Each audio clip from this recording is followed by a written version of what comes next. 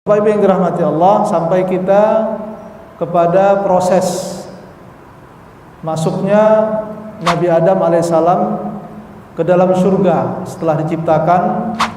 Kemudian para malaikat diperintahkan untuk sujud kepada Nabi Adam alaihissalam. Kemudian Allah Subhanahu wa taala menjadikan iblis sebagai musuh bagi manusia, bagi Nabi Adam alaihissalam. Dan kemudian Allah Subhanahu wa taala memerintahkan masuk ke dalam surga, tinggal di surga Allah Subhanahu wa taala. Nah, Bapak Ibu yang dirahmati Allah, tentunya ketika diberikan nikmat pasti ada konsekuensinya. Jadi di antara konsekuensi yang selalu disampaikan Allah Subhanahu wa taala kepada kita tentang nikmat yang diberikan kepada kita adalah kita harus menjalankan perintah Allah Subhanahu wa taala dan melanggar dan menjauhi larangan Allah Subhanahu wa taala. Jangan melanggar larangan Allah Subhanahu wa taala. Begitu juga dengan Nabi Adam alaihissalam. Ketika dimasukkan Allah Subhanahu wa taala ke dalam surga, ya, Allah Subhanahu wa taala berfirman, wa qulna ya Adam uskun anta wa zaujukal jannah wa kula minha ragadan haitsu syi'tuma. Jadi Allah Subhanahu wa taala mempersilahkan Nabi Adam dan istrinya Hawa untuk masuk dalam surga. Dan silahkan makan apapun yang engkau inginkan. Ya. Kemudian dalam ayat yang lain, bagaimana gambaran tentang keadaan Nabi Adam alaihissalam di surga? Ya, di dalam ayat yang lain Allah Subhanahu wa taala berfirman, Inna laka alla taju'a fiha wa la ta'ra. Nanti engkau di surga itu tidak akan pernah lapar dan tidak akan pernah telanjang. Maksudnya berpakaian. Jadi Nabi Adam alaihissalam berpakaian. Wa annaka la tatma'u fiha wa la tadha. Dan Nabi Adam itu tidak pernah merasa haus. Ya. Jadi keberadaan Nabi Adam alaihissalam di dalam surga dipenuhi oleh nikmat. Tetapi Bapak Ibu, tentunya konsekuensi yang harus dijalankan oleh Nabi Adam alaihissalam itu diingatkan Allah Subhanahu wa taala sebelum masuk ke surga. Ya, ini tabiat perintah itu sebelum kita diciptakan sebetulnya kita sudah diminta komitmen oleh Allah Subhanahu wa taala. Ya, begitu juga ketika Nabi Adam akan dimasukkan ke dalam surga, Allah Subhanahu wa taala memerintahkan wala taqraba hadhihi syajarata fatakuna minadh dhalimin. Jangan dekati pohon ini. Ya, ada sebuah pohon yang dilihat oleh Nabi Adam, kemudian Allah mengatakan jangan dekati pohon ini. Jangan makan buahnya. Ya. Ini artinya ada larangan yang disampaikan Allah Subhanahu wa taala agar jangan dilanggar oleh Nabi Adam alaihissalam. Dan itu disampaikan sebelum masuk ke dalam surga. Kemudian setelah masuk ke dalam surga, Bapak Ibu yang dirahmati Allah Subhanahu wa taala, Allah Subhanahu wa taala juga mengingatkan, faqulna ya Adamu inna hadza aduwwun laka wa li zaujika fala yukhrijannakuma minal jannati fatashqa. Jadi ketika sudah dalam surga pun diingatkan juga oleh Allah Subhanahu wa taala. Yang diingatkan Allah apa? Yang diingatkan Allah Subhanahu wa taala, sesungguhnya ini iblis ini, kata Allah, musuh bagimu dan istrimu dan pasanganmu.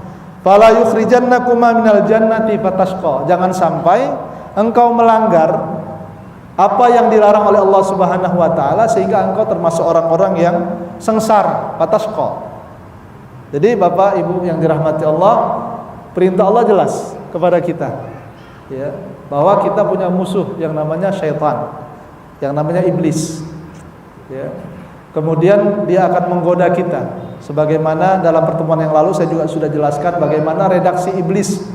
Ya, aku akan mendatangi anak keturunan Adam ini dari depan, dari belakang, dari kanan, dari kiri, dan targetnya adalah fala tajidu aktsarahum syakirin. Targetnya supaya anak Adam ini tidak bersyukur kepada Allah Subhanahu wa taala. Supaya kufur kepada Allah atas nikmat yang diberikan Allah kepada mereka. Itu target iblis. target setan. Makanya Allah Subhanahu wa taala juga mengatakan wa qalilum min ibadiyas syakur. Sedikit di antara hambaku yang bersyukur. Jadi dari begitu banyak kita lihat orang yang sholat di masjid, berpuasa, tentu lebih banyak yang tidak sholat, lebih banyak yang tidak puasa.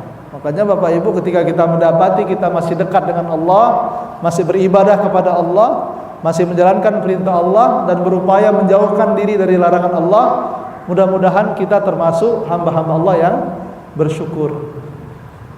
Artinya setan, iblis tidak sukses menggoda kita, ya. Kita lanjutkan Bapak Ibu yang dirahmati Allah. Dan Allah Subhanahu wa taala juga memberitahukan kepada kita, ya, ketika Nabi Adam melanggar. Nah, jadi tabiat manusia ini sering lupa. Sering lupa. Kita juga manusia sering lupa. Kemudian kita juga sering alpa, ya. Kita juga sering khilaf, tersalah, ya. Maka Nabi Adam akhirnya bersama Siti Hawa memakan buah yang disebut dengan buah khuldi, ya. Yang menamakan buah khuldi itu bukan Allah, tetapi iblis yang menamakannya buah khuldi. Jadi Bapak Ibu yang dirahmati Allah, juga diingatkan Allah Subhanahu wa taala setelah kita tersilap, ya.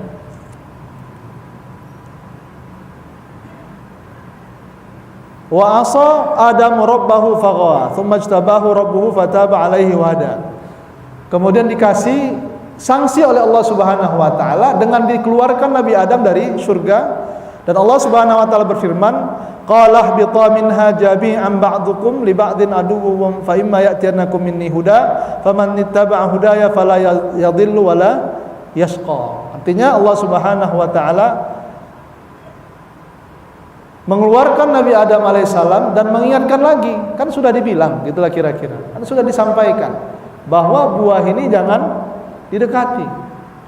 Nanti insya Allah kita akan bahas tentang pelanggaran Nabi Adam. Tapi intinya Bapak Ibu, bahwa ketika Allah Subhanahu wa taala memerintahkan dan melarang kita, sebetulnya dari awal sebelum kita diciptakan pun sudah diberikan perintah oleh Allah Subhanahu wa taala. Ya, ketika Allah menciptakan Nabi Adam, ya, kemudian Allah mengeluarkan seluruh zuriat Nabi Adam alaihissalam. Kemudian Allah Subhanahu wa taala mengatakan kepada zuriat Nabi Adam, dari mulai Nabi Adam sampai hari kiamat, itu semua dikeluarkan. Kemudian Allah Subhanahu wa taala mengatakan, alastu birabbikum, apakah kalian mengakui aku sebagai Tuhan kalian? Kemudian semua zuriat Nabi Adam termasuk kita, qalu bala syahidna, kita semua sudah menyatakan itu dan menyaksikan bahwa Allah adalah Tuhan kita. Nah, itu ketika kita belum diciptakan, belum lahir ke muka bumi ini, itu sudah dimintakan pertanggungjawaban bahwa Allah itu adalah Tuhan, dan Allah memerintahkan perintah-perintah, dan Allah melarang larangan-larangan.